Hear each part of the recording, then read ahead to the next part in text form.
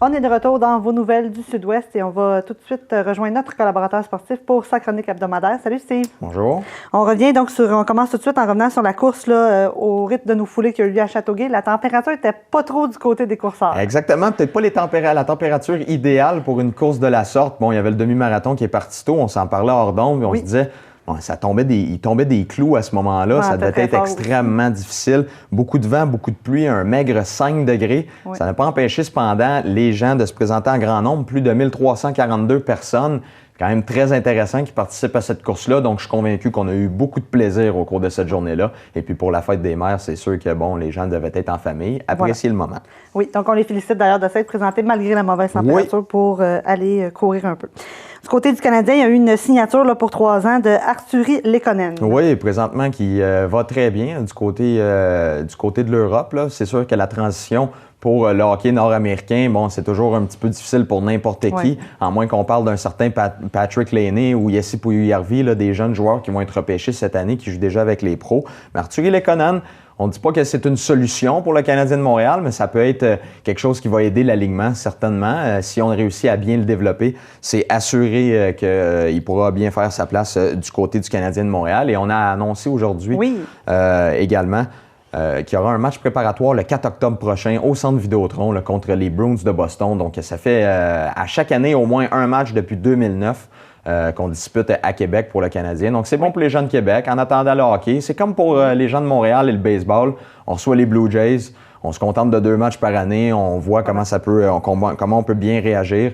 C'est la même chose pour Québec. On apprécie à chaque année le seul moment où on a du hockey de la Ligue nationale. C'est sûr que la rivalité va être là. C'est Montréal contre Boston. Et retour également dans sa ville natale pour Patrice Bergeron, qui est né à Québec.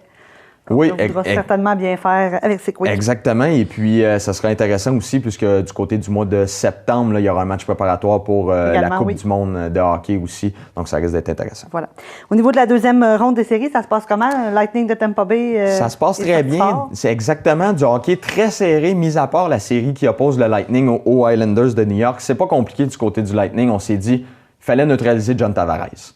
Lorsque John Tavares ne produit pas, eh bien, les gens alentour de lui ont de la difficulté à prendre la relève, les Kyle Okposo, mais on a beaucoup de jeunes joueurs, des Brock Nelson, il y a Kulemin, Grabowski, des joueurs qui sont bons lorsque le capitaine se lève et le capitaine montre l'exemple.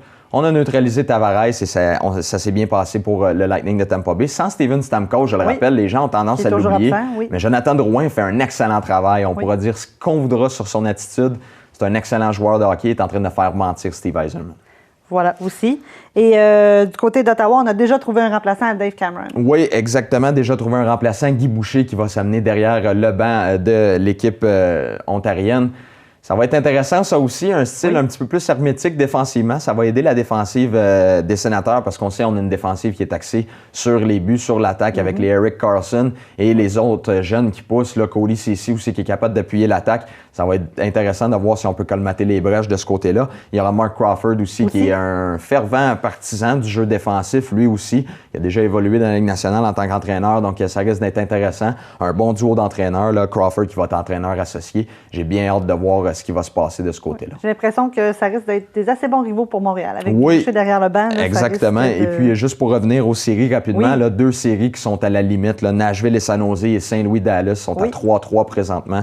Et du côté de l'autre série, Pittsburgh contre Washington. On est mardi présentement. Ça se dispute ce soir, le 6e match. Voyons voir si Washington peut forcer la tenue d'une 7e partie. Oui, voilà.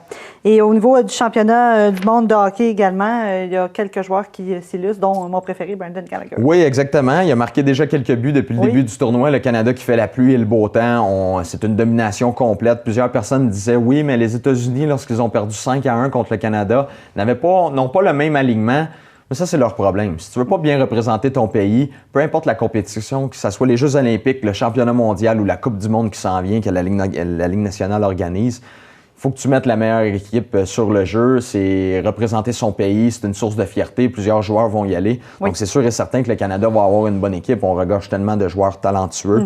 Mais présentement, ce qui retient l'attention, c'est la relation entre Brendan Gallagher et Brad Marchand. Ça fait beaucoup jaser ici. Tout le monde le déteste, mais là, tout d'un coup, commence à dire « j'aime bien Gallagher ». Les gens disent « Ah, ben là, Marchand, je l'aime bien. Il est sympathique. Il est sympathique, mais fait intéressant.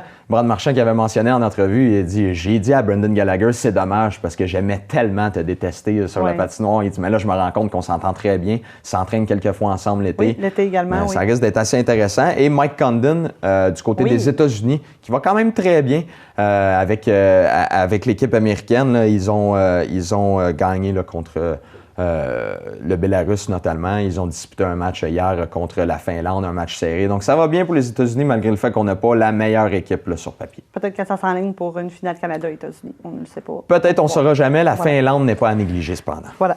Au niveau du baseball, le National a signé on peut dire un méchant contrat, là, pardonnez-moi l'expression, 175 millions pour 7 ans. C'est beaucoup d'argent. Exactement. Les anciens Expos, les Nationals de Washington, qui ont signé Steven Strasburg, 7 ans, 175 millions. Présentement, il fait 7,4 millions par année avec une fiche de 5 victoires, 0 défaites. Steven Strasburg a disputé hier justement un match contre les Tigers de Détroit. Il avait accordé 4 points au cours des 5 premières manches, mais finalement, on l'a emporté 5-4 du côté des Nationals. 7,4 millions cette année, mais à partir de l'année prochaine, c'est 25 millions par année. Donc, pas de problème d'argent de ce côté-là, malgré le fait qu'on sait que du côté du baseball, malgré le fait que les sommes sont astronomiques, avec les impôts, tout ce qu'on paye de taxes, les joueurs ne sont pas si riches que ça, mais quand même, ça reste 25 millions. Il n'est pas à plaindre. Exactement. Et en terminant, au niveau de la boxe, là, David Lemieux a bien performé. Oui, exactement. Un KO technique au 4e round. La première fois que son adversaire, Glenn Tapia, visitait le tapis, n'était vraiment pas certain de savoir ce qu'il allait faire par la suite, titubait quelque peu. Et puis, Freddie Roach était dans le coin, a lancé la serviette. Donc, ça n'a pas été très, très long pour Glenn Tapia contre David Lemieux. Et on voit la puissance de David Lemieux. Malgré le fait que la garde de son adversaire était haute, il passait au travers des gants. C'était quand même des bons coups bien portés. On le sait qu'il a il a une extrême puissance là, avec ses poings. Et lorsqu'il décide de passer au travers de la garde de l'adversaire, aucune chance pour ce dernier. Donc, ça a été une très belle victoire. Et dans la même carte, il y avait le fameux Canelo Alvarez, Saúl Alvarez, surnommé Canelo, qui affrontait Amir Khan et qui lui a passé le KO au 6e round. Jusqu'à maintenant, dans ce combat-là, Khan, qui semblait prendre le dessus, déposait plusieurs coups, un petit peu plus que son adversaire sur la cible.